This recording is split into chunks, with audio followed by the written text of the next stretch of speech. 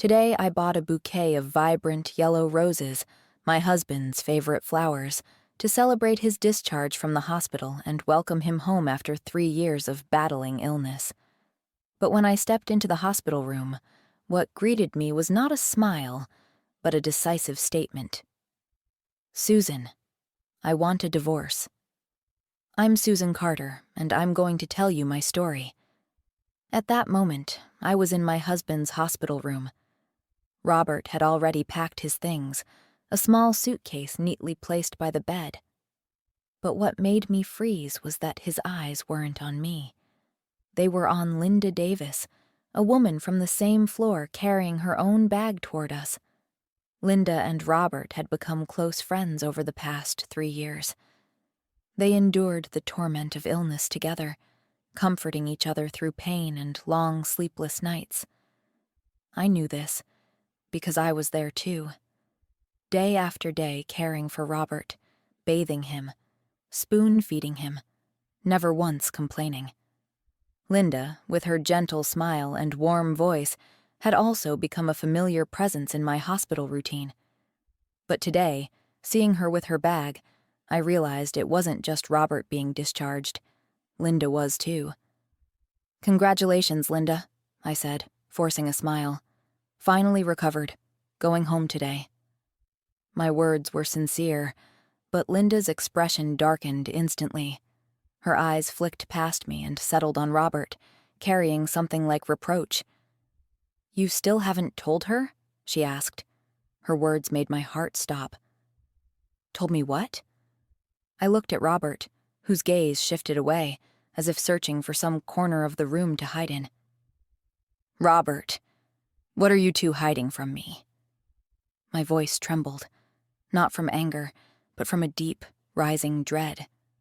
Robert didn't answer right away. He stepped forward and gently took the yellow roses from my hands. I thought he'd smell them, smile like before. But no. To my shock, he handed the bouquet to Linda, his voice soft, as if consoling her. "Don't be upset. These are for you." Then he turned to me, his face suddenly serious, his eyes stripped of the warmth I once knew. "Susan, I want a divorce." The words cut like a knife, sharp and unexpected. I stood frozen. Divorce? After 40 years together? After 3 years of me caring for him daily? From the days he couldn't even sit up, to the nights I stayed awake to make sure he was still breathing?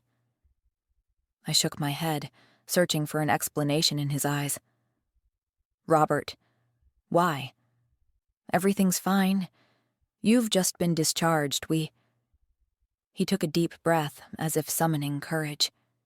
"Susan, if it weren't for Linda being there, I wouldn't have made it through my time here. She has no children, no one.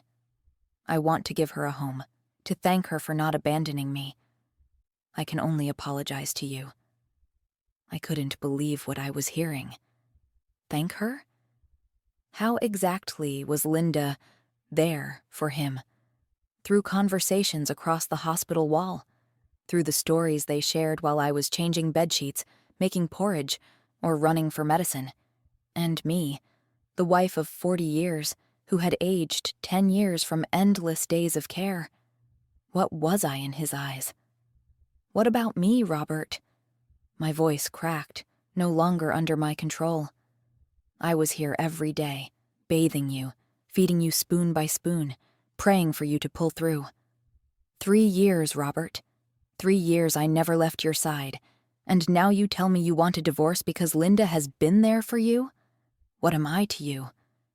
Linda lowered her gaze, her hand clutching the bouquet of yellow roses. She said nothing, but there was a flicker of guilt in her eyes. Or maybe I imagined it. Robert took Linda's hand, the gesture both tender and firm, as if afraid she might vanish. "Susan, I'm not joking. Divorcing you and marrying Linda is something I've thought through carefully. I just want to give her a place to belong. That's all. But don't worry, I won't abandon you. We've discussed it." Discussed it. The word pierced my chest like a needle. They had sat together, planning a new life, while I was busy picking out yellow roses to celebrate his release. I laughed, but the sound was dry, devoid of joy. Discussed it? You and Linda discussed abandoning me, making me the outsider in my own marriage? Robert, do you realize how absurd this is? He didn't answer, only lowered his head, still holding Linda's hand tightly. Linda looked at me, her lips moving as if to speak, but she stayed silent. The hospital room suddenly felt suffocating, the smell of antiseptic filling my lungs until I could barely breathe. I wanted to scream, to snatch the bouquet from Linda's hands, to force Robert to look me in the eye and explain how he could so easily discard 40 years together. But I just stood there, my legs rooted to the floor, my hands trembling at my sides. "Susan," Robert finally spoke, his voice low but cold. "I've made my decision. This is what's best for all of us." Best. I repeated the word in my mind, feeling it as a cruel joke. Best for who? For Linda, who would now have a home. For Robert, who wanted to start over. And what about me? The wife who had sacrificed everything, now left with an apology and a vague promise of not abandoning me? I turned and walked out of the hospital room, not wanting them to see the tears that were about to fall. Act 2. I needed someone to be on my side, someone who could understand the pain that was tearing my heart apart. And I immediately thought of David, my only son with Robert. David, the child I had raised with all my love, smart, well-mannered, and always closer to me than to his father. If anyone would stand by me, it had to be David. This morning, he was supposed to come with me to pick up Robert, but Ashley, my daughter-in-law, suddenly had stomach pains. Afraid it might be something wrong with the pregnancy, I told David to take her to the doctor while I brought Robert home first. He promised that after taking Ashley home to rest, he would come by to see his father. But now, after what had just happened, I couldn't wait any longer. I dialed David's number, my voice trembling over the phone. Just 15 minutes later, David appeared, sweat beading on his forehead, his shirt rumpled as if he'd run straight from the parking lot. "Mom, what's going on?" he panted, his brown eyes bright with concern. Seeing my son, I felt a wave of warmth rush through my chest, as if he were the only lifeline in the middle of this storm. But I also felt ashamed that at my age, I still wanted to cry like a child. I took a deep breath, forced back my tears, and pointed toward Robert and Linda, who were standing a few steps away, avoiding my gaze. "Your father wants to divorce me," I said, my voice catching. "He wants to marry Linda, the woman from the same hospital floor. He says because Linda has been by his side, he wants to give her a home." I recounted everything, every word Robert had said, every cold look he had given me. I waited, hoping to see anger, outrage in David's eyes, the kind of outrage a son would feel when his father betrays his mother. But instead, David's expression only grew momentarily serious before he fell silent, as if weighing something in his mind. He looked at Robert, then at Linda, and finally back at me. And what he said next made my heart stop. "Mom." I thought it was something serious. David shrugged, his voice light, as if talking about a trivial matter. "Turns out, Dad just wants to bring Aunt Linda home." Aunt Linda. The words stabbed my ears like a knife. David had visited his father many times in the hospital, and I knew he was familiar with Linda, even politely calling her aunt. But now, in this moment, that name sounded so grating I wanted to scream. David didn't seem to notice. He looked at me, the corner of his mouth lifting slightly, as if I were a child blowing something out of proportion. "Mom, Dad just got out of the hospital and the doctor said he needs to stay in good spirits to recover.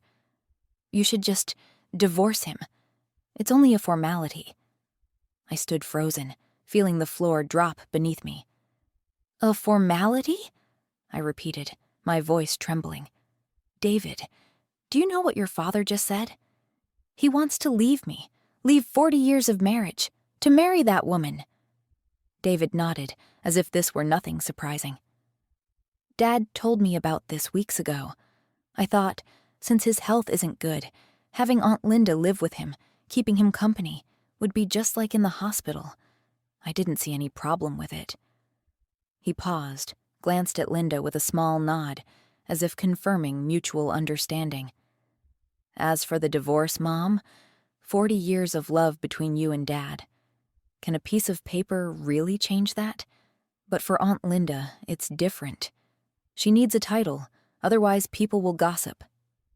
Every word David spoke was like a hammer to my heart. He not only knew beforehand, but agreed with Robert's plan?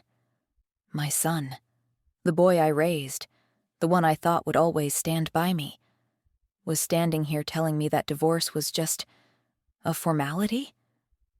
I looked into David's eyes, searching for a flicker of anger, of empathy, but all I saw was a chilling calm. "David," I whispered, "don't you see this is wrong? Your father is betraying me, betraying our family." David sighed, as if I were making things unnecessarily difficult. Then, as if suddenly remembering something, he patted the back of his neck and gave me a carefree smile. "Oh, right, Mom. Ashley's morning sickness has been bad lately, and she only wants to eat your cooking. Tomorrow, make sure you come over early to cook for us." He took my hand as if everything had been settled, as if my pain were nothing more than a passing breeze. I looked at my son, at the innocent smile on his face, and suddenly I felt an overwhelming emptiness. So, betrayal didn't just come from Robert. It ran in David's blood. I laughed, but it was a dry, joyless sound. "So, that's how it is," I said, my voice like ice. "If you all think divorce is for the best, then divorce it is." I turned and walked down the hospital corridor, not looking back at Robert, Linda, or David. The sound of my footsteps echoed on the tiled floor, steady and solitary. I thought about the years gone by, the nights I stayed awake caring for Robert, the days I taught David how to be a decent person. All of it now felt like a bitter joke. But as I stepped outside, under the pale afternoon sunlight, I felt a strange sense of release. If they didn't need me, then I had no reason to cling to them anymore. I walked out of the courthouse, my legs heavy as if weighed down with lead, my heart still reeling. 40 years with Robert, from the days we were young high school sweethearts to the dreamy years of college, then marriage, raising David, and building a family I once believed was unshakable. All of it, now gone, because of 3 years he and Linda spent fighting illness together. Now we were divorced. I stood there, in the cold corridor of the courthouse, trying to comprehend what had just happened to my life. Robert stepped forward, hand in hand with Linda, his eyes flickering with a hint of guilt when he looked at me. "Susan," he said, his voice deep but steady, "I'll be marrying Linda soon so she can have a home. But the 3 of us will still live together, just like before." I looked into his eyes, searching for any trace of the man who once promised to walk with me to the end of life. But his gaze quickly shifted to Linda, and the corners of his mouth lifted into a smile he couldn't hold back. In front of me, he took her hand and spoke in a voice so tender it hurt. "Linda, we're going to be a real family." Linda, who had been silent until now, had tears shimmering in her eyes. She gripped Robert's hand tightly, her voice trembling but full of emotion. "Robert, I'm so lucky to have met you in this lifetime." They stood there, a perfect picture of middle-aged romance, while I, the wife of 40 years, had become the unnecessary one. David, my son, stood a few steps away, quietly watching. He wiped at the corner of his eye. Whether from emotion or just a casual blink, I couldn't tell. Then he nudged me lightly, his tone tinged with a hint of jest. Mom? See? Turns out people can still love passionately in middle age. I didn't answer, just looked at them. Robert, Linda, and David. Robert, the husband who once gently wiped my tears when I cried, who stayed up late with me to care for David when he had a fever, who promised we'd sit together on a park bench when our hair turned white.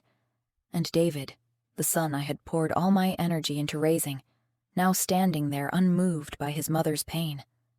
I wanted to scream, to ask them how they could so easily discard me, but my chest felt heavy, as if all my emotions had been drained away. David spoke again, his tone casual, oblivious to the fact my heart was shattering. Mom, let's go home. I'll drive everyone back. He pointed toward the car in the parking lot, as if this were just any other trip. I shook my head, my voice colder than I expected. We're divorced, so there's no need to live together anymore. David frowned, a flicker of irritation crossing his face. Mom, if you're not going back with Dad, are you going to stay with me and Ashley? You know how Ashley is. She doesn't like living with older people, especially now that she's pregnant. This is the Smith family's first grandson. Don't make things more complicated, okay? Ashley, my daughter-in-law. Beautiful, sharp, but always keeping her distance from me. From the first time we met, she'd looked at me with a wary gaze, as if I were some villainous mother-in-law from a drama. When she married David, she made it clear she didn't want to live with older relatives. I didn't blame her. Young couples need their own space. I paid for their wedding, covered their honeymoon, even put down the deposit for their house, all from my inheritance. Ashley didn't want the house in David's name alone, fearing it would count as premarital property, so I agreed to pay the mortgage in installments, transferring the money on time as if it were an obligation. Just this morning, I'd made the latest payment. But now, standing before David, I suddenly realized that everything I'd done meant nothing to him. David, I said, my voice unnervingly calm, I won't be coming to your house. Robert, standing beside Linda, frowned. Susan, don't tell me you're planning to go back to that run-down place your parents left you, he said with a touch of mockery. That house, the only inheritance from my parents, had been transferred to me right after I married Robert. It was my separate property. No one, not even David, had any claim to it. David nodded, siding with his father. Mom, that place has been empty for years. It's probably falling apart. You don't have the money for a hotel either, do you? You've spent everything these past years on Dad's treatments and paying off my house. There's nothing left. Besides, Dad just got out of the hospital. Don't make things more difficult. I looked at the two of them, each word they spoke cutting into me like a sharp blade. They called it advice, but all I heard was indifference, as if I were an object to be moved at their convenience. Linda stood there, the corners of her lips curling into a contemptuous smile, as if I were useless and beneath her concern. In the eyes of my husband of 40 years and the son I raised, I had no value left. I didn't answer, just quietly took out my phone and ordered an Uber right in front of them. Robert frowned, his voice turning harsher. Susan, I told you. We'll keep living as before. If you won't listen, then go. Linda, slipping into her role as the gentlewoman, dabbed at her eyes, her voice trembling. Robert, it's all my fault. David immediately spoke up, defending her. It's Mom who's being unreasonable. Aunt has no fault here. He turned to me, his gaze a mix of helplessness and reproach. Mom, if you want to make a scene, then go, but don't call me later asking to be picked up. His words were like a final slap. He was certain I couldn't leave them, certain I'd come crawling back like a loyal dog. I didn't reply, just stepped down the courthouse steps as the taxi pulled up. David called after me, still half joking. Mom, don't forget to come over tomorrow to cook for Ashley. She only likes your cooking. I stopped, my hand gripping the car door, and turned to look at David. His face was still carefree, scratching the back of his neck as if talking about something trivial. "David," I said, my voice devoid of emotion, "I won't be coming." Linda smiled, choosing that moment to interject. "David, I'll come. I'm sure Ashley will love my cooking." She spoke with a fake sweetness, like the perfect, dutiful wife. David lit up instantly. "That's great, Aunt Linda. No wonder Dad likes you." He emphasized the last words, as if to twist the knife deeper into my heart. I didn't respond, just got into the taxi and slammed the door. As it pulled away, I caught Robert's voice from the courthouse entrance. "Susan's depended on me all these years. She's just sulking. She'll be back." He spoke with the confidence of a man who believed I couldn't live without him. But he was wrong. This time, I wouldn't return. I leaned my head against the window, watching the scenery rush past. 40 years of happiness I once thought was real had proven to be as fragile as sea foam. Robert, Linda, David, they had chosen each other, chosen a future without me. But I no longer felt pain. Instead, there was a sense of release, like shrugging off a coat that had been too tight for too long. My phone buzzed. 2 messages lit up the screen. One from Robert's doctor, explaining that although he'd been discharged, his body was still weak and required careful care, or he might relapse, even risk his life. Attached were 3 pages of detailed instructions. The second message was from Chloe, my neighbor near my parents' old house. Just one short sentence. "Your house got a good offer. Sign the contract soon." I skimmed the doctor's message, then deleted it without hesitation. Robert was no longer my responsibility. Whether he lived or died was Linda's problem now. As for Chloe's message, it made me smile. 2 months ago, I had quietly started the process of selling my parents' house, to have money ready for Robert's treatments. I never told Robert or David. Now, the proceeds from that house would give me a fresh start. 30 minutes later, I stood in front of the old house. It wasn't run down like David said. The wooden floors still shone, the faint scent of old paint lingering like a greeting from the past. This was not just a refuge. It was where I would begin again. I opened the door, stepped inside, and felt the stillness wrap around me. For 40 years, I had lived for Robert, for David. Now, I would live for myself. And this time, no one would make me turn back. Act 4. After an hour of sweeping and scrubbing, sweat soaking through the back of my shirt, I collapsed onto the sofa, my hands trembling from exhaustion. At my age, my body no longer has the strength to endure days like today. My phone buzzed, the screen lighting up with Robert's name. I stared at it, my finger hovering over the decline button.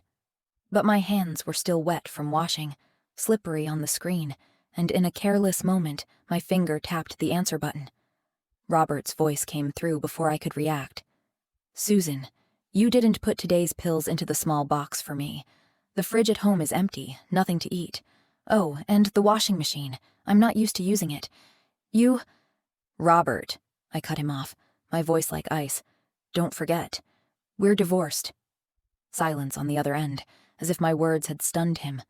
Then he spoke, sounding slightly surprised, almost disbelieving. "So what?" "So, those things are no longer my duty or responsibility. Understand?" I said, each word carved out of a chest that was aching.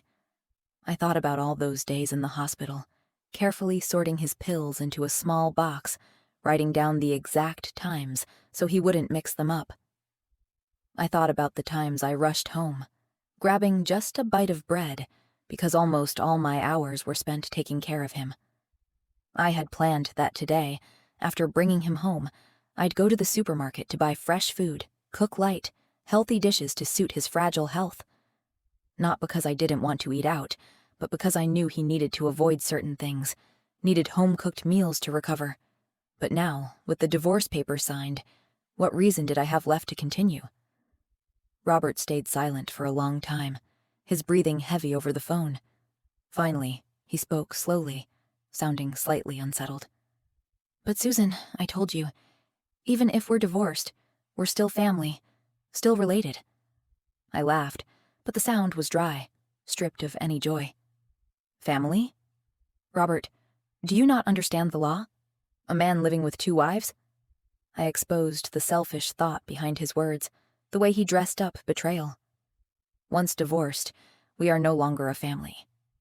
Stung, Robert's tone turned sharp, as if trying to reclaim the upper hand.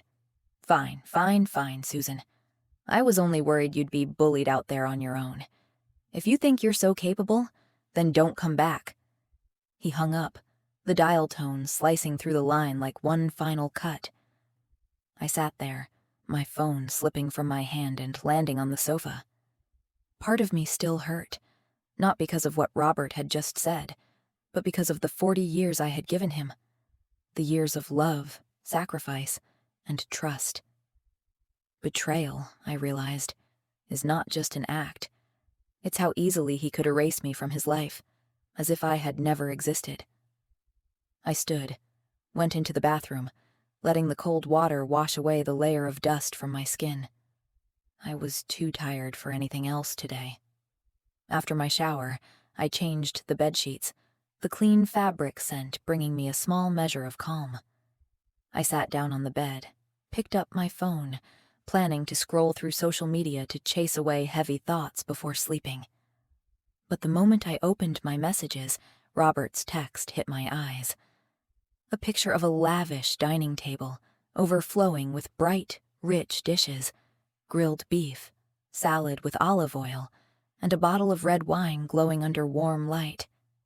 In the bottom left corner, 2 hands clasped tightly, a silver ring gleaming on Linda's finger. Robert's message was brief. If you don't want to come back, fine. Linda and I can enjoy our own world. If I remembered correctly, beef and wine were both on the list of things the doctor strictly forbade Robert from having because of his health. But I didn't reply. I didn't remind him. He had chosen Linda, chosen a new life, and that was his responsibility, not mine. Robert, like a man newly in love, kept posting photos of taking Linda to fancy restaurants, buying designer clothes, or strolling through places he and I once dreamed of visiting when we were young. Those boastful posts couldn't help but make me calculate in my head. Before Robert fell ill, our family was well off, with 2 stable incomes and a decent amount of savings.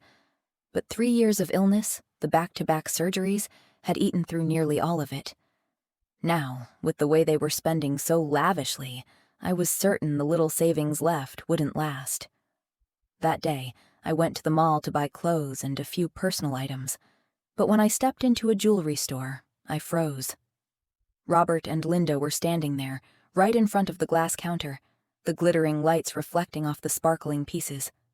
Robert saw me, his face showing a brief flash of awkwardness, but he quickly forced a smile and waved me over as if we were still old friends. "Susan! Come here! Come here!" I stood still, my hand gripping the strap of my purse tightly, trying to keep calm. I wanted to turn and walk away, but Robert came over, grabbed my hand, and pulled me into the store. He pointed at me, half joking, half serious, and said to the sales clerk, "See? The one who will pay is here. How could I not afford these pieces?" His words made my chest tighten, not from pain, but from the sheer shamelessness. I quietly looked at Linda. In the hospital before, she had been thin, haggard, with no one to care for her. But now, Linda looked completely different, her face fuller, carefully made up, wearing designer clothes that hugged her figure. On the tray in front of her was an array of jewelry, necklaces, earrings, bracelets, and a sparkling ring. None of it was cheap. By my quick calculation, the lot would cost at least several $100,000. Linda caught my gaze, smiling with a sweetness that couldn't hide her smugness. "Sister Susan, Robert says he's decided to marry me, so the necessary ceremonies must be done. Today he brought me here to choose jewelry." She lifted a bracelet from the tray, admiring it under the light as if showing off a trophy. I looked at Robert, searching his eyes for some trace of the man I once loved. but all I saw was awkwardness mixed with a touch of pride, as if he thought I would still rescue him from this situation. I knew he didn't have much money left. The small savings couldn't possibly cover these pieces. He hadn't pulled me in here out of kinship, but out of vanity, thinking I'd foolishly pay for him like before. I took a deep breath, turned to the sales clerk, my voice calm but edged with ice. This man is my ex-husband. We are divorced. The woman next to him is his fiancée. Do you think I would pay for them? The clerk froze, her eyes widening in disbelief. She glanced at Robert and Linda, her gaze carrying a faint trace of disdain, despite her attempt at a professional smile. Linda's face flushed. She gripped Robert's hand tightly, her eyes shimmering as if on the verge of tears.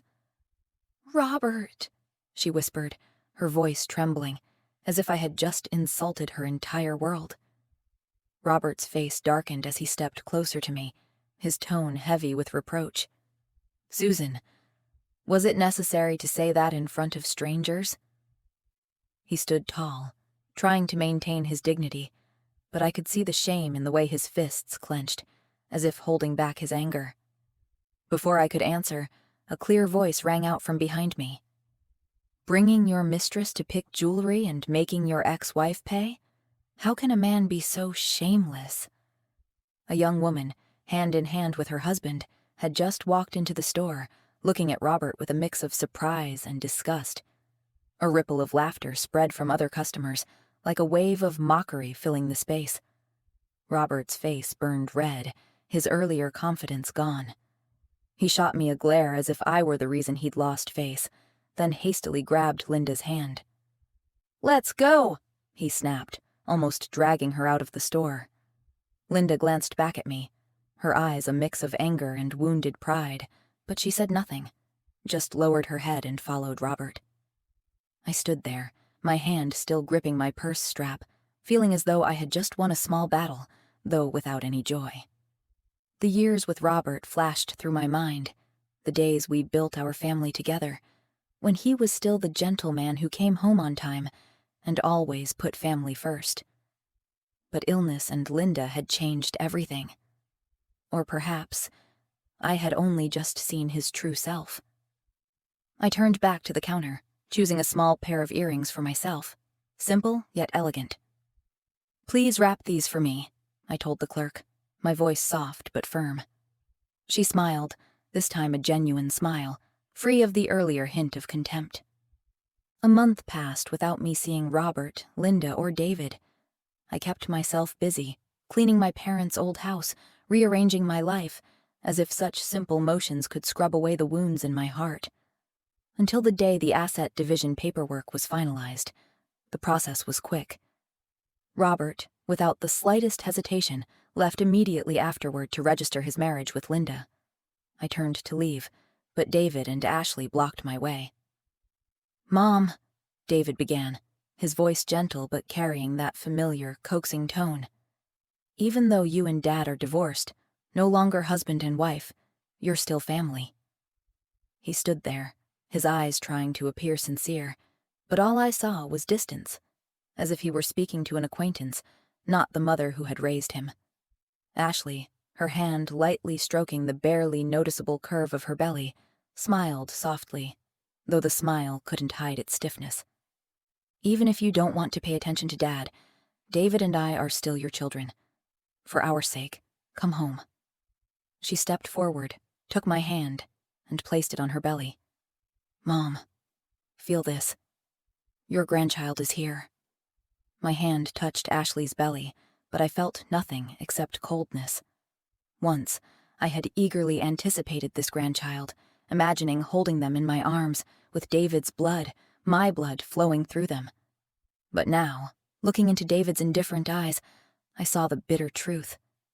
My son, the one I had poured my heart and soul into, had chosen his father's side, Linda's side, and now Ashley's. Selfish, just like Robert. If betrayal ran in the bloodline, then this grandchild, to me, no longer meant anything.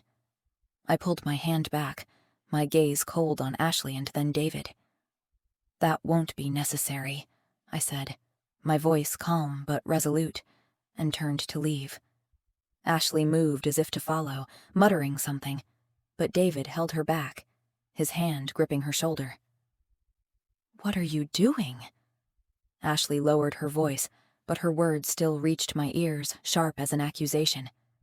"If you let your mother walk away now, who's going to pay for the restaurant later?" "David, are you stupid? Go and coax her back. Otherwise, who's going to cover the house payments for us?" David replied, his tone low but certain. "What's there to worry about? I'm her only son. She'll cover the mortgage. And when our son is born, with all the expenses we'll have, she won't be able to turn her back on us." Their words were the final cut, severing the last string tying me to them. I didn't stop, didn't look back. I walked straight outside, the midday sun falling on my face, but it brought no warmth, only release, like shedding a weight that had pressed on my shoulders for 40 years. Back at the old house, my luggage was already packed neatly in a suitcase. I called a taxi straight to the airport. Once, Robert and I had loved to travel, dreaming of journeys to faraway places. We had been in sync, always holding hands while watching sunsets in unfamiliar towns, promising to explore the world together. But when Robert fell ill, those dreams were shelved. I stayed by his side, tending to every meal, every pill, believing I'd never again have the chance to go anywhere. Illness drained our finances, and I thought my future would be nothing but days of caring for him. But now, I was divorced. With my share of the assets and the money from the sale of the old house soon hitting my account, I no longer had to worry.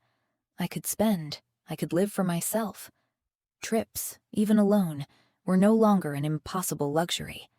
At the airport, I sat in the waiting area, killing time on my phone. A notification appeared. David had sent a photo. In it, he and Ashley stood behind Robert and Linda, all four of them smiling brightly like a perfect family. The accompanying message made my heart freeze. "Mom, if you'd stopped sulking for no reason, there would have been a place for you in this family photo today." A second message followed. "Oh, and by the way, the house payment is due this month. Don't forget to transfer the money." I looked at the photo, at David's smile, Ashley's, Robert's, and Linda's. They had built a world without me, and still expected me to keep paying for it. The boarding announcement echoed through the terminal. I turned off my phone, stood, and pulled my suitcase toward the gate. Alone, I stepped onto the plane without looking back. The world out there was vast, and I knew that even on my own I could live well. No, not just live well. I would live brilliantly for myself. I returned to the city 2 months later. The wheels of my suitcase clattered across the airport floor, carrying the scent of faraway places I had just traveled through. That long trip had been my way of finding myself again, but I had to return because the paperwork for the house sale needed to be completed. Only after signing would the money be transferred into my account, opening a new chapter in my life. To keep my peace during the trip, I had bought a new phone, leaving the old one untouched in my bag for the entire 2 months. When the plane landed, I switched my old phone back on, and immediately the screen lit up with a flood of messages. David had sent dozens, each one more pressing than the last. "Mom, why haven't you sent the money to Ashley? She's mad." "Mom, the mortgage payment is almost overdue. Hurry up and send it." "Mom, why aren't you answering? Ashley and I fought over money." "Mom, I already used my own money to cover the mortgage this time. When you see this, transfer it back to me." "Mom, Ashley is threatening to divorce me because I can't handle the money. Dad even mortgaged the house. Call me right now." Robert had also sent messages, his tone starting out gentle, but becoming increasingly desperate. "Susan, how do I take these 2 medicines again? I can't remember." Attached were photos of 2 pill bottles. "I've been feeling unwell lately. How did you used to massage me again? Susan, do you still have money? I'm in a bit of trouble." I scrolled through each message, my fingers sliding over the screen, but with no intention of replying. I knew, from the panic in their words, that something serious had happened, but I didn't call back. Instead, I sent a short text to Chloe, the neighbor across from Robert's old house. Just a few minutes later, she replied, and the story became clear. After I left, Robert and Linda enjoyed a few days basking in the glow of their new love. They posted photos online, flaunting lavish meals and expensive shopping trips. But Linda was not someone who could be easily satisfied. She demanded control over the finances, only to discover that Robert's small savings had long been depleted. With no other options, she turned to David, suggesting he contribute to his stepmother's new family. Ashley, her belly growing, was not someone easily manipulated. When she realized Linda was eyeing her money, she stormed over to the house, pregnancy and all, making a scene and demanding that Linda serve her like a maid because I'm carrying the Smith family's grandchild. Linda, now armed with a marriage certificate, puffed herself up as the lady of the house. Not only did she refuse, she ordered Ashley to serve her instead. The two women argued endlessly, turning the house into a battlefield, with Robert and David caught in the middle, helpless and exhausted. But the drama didn't end there. A month later, a man showed up claiming to be Linda's son. She admitted the truth. She had never been childless, as she once told. This son, a drug addict, had long since squandered all of Linda's assets. Upon learning his mother had remarried, he came looking for money from Robert. Robert, with nothing left, was persuaded by Linda's sweet words in bed to mortgage the house, the very home that had once been mine, to placate Linda's son. But the man ran off with all the money and disappeared. When Ashley found out, she was so furious she nearly suffered a miscarriage. She believed that David, Robert's biological son, deserved that money instead. She demanded Robert share it, or she wouldn't leave him in peace. Out of options, Robert took out another loan, planning to use it to calm Ashley so she would give birth in peace. But Linda's son showed up again, after another gambling loss, and took that loan right out of his mother's hands. Now, the constant arguments, the accusations, and the mounting debts had turned them into the laughingstock of everyone around them. I turned off my phone, leaning back in the airport seat, feeling as if I'd just watched a tragicomedy in which I was no longer a character. Part of me had once been devastated by Robert and David's betrayal, but now, all I felt was relief, and gratitude that I had stepped out of that chaos in time. I turned off my phone and stepped out of the airport, the gentle afternoon sunlight resting on my shoulders. I didn't need to know any more details, didn't need to hear any more pleas for help. But when I returned to my parents' old house to collect some documents, David suddenly appeared, standing in front of the door.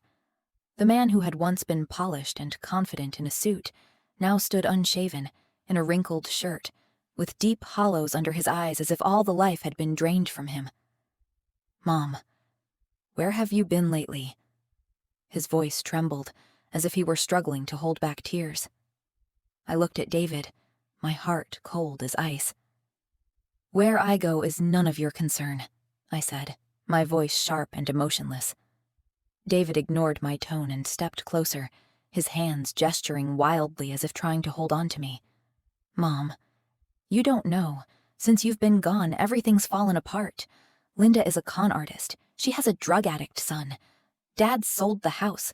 Ashley argues with me every day, threatening to divorce me if I can't make money. Mom, I really have no other way." He clutched my hands tightly, as if I were still the mother who would open her arms to save him as before. But I felt nothing. The days I had provided for him and Ashley, from the wedding expenses to the house payments, only to be repaid with indifference and betrayal, were now just a faded memory. "Mom, why are you smiling?" David asked in alarm when he saw me curve my lips. "The baby in Ashley's belly. That's your own grandchild, part of the Smith family." "Part of the Smith family?" I looked straight into his eyes, my voice laced with mockery. "And what does that have to do with Susan? I left your Smith family a long time ago." David froze, his mouth opening but no words coming out. Before he could react, Robert appeared, his heavy footsteps dragging along the path to the house. He looked older, diminished. "Susan, you've finally come back," he said weakly, taking a step forward to grab my hand, but I pulled away, avoiding his touch. "Susan, I was wrong," he continued, eyes lowered as if he couldn't meet my gaze. "Without you, everything's been too hard.